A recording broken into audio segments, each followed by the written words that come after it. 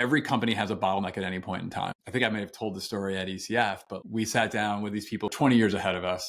And it's over lunch and he's like, what's the plan for the next year? And I was like, oh, we're going to social media and newsletter and courses and programs and coaching and speaking. And he was like, yeah, like, what if you had to get rid of one of those?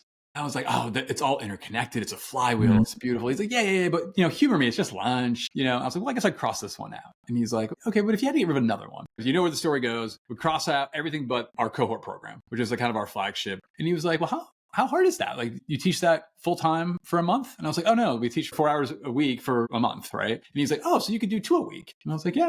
He's like, well, that's only 8 hours. He's like, you could probably do 4 a week. And I'm like, I could. Yeah, I guess, like, yeah, it would be a lot, but I could teach 4 times a week. And he was like, so your business problem is demand. He's like, do you have 200 people waiting in line to fill up 4 of these next month? And I was like, well, no. And he was like, so the only problem in your entire business is you don't have enough people who want to take the course.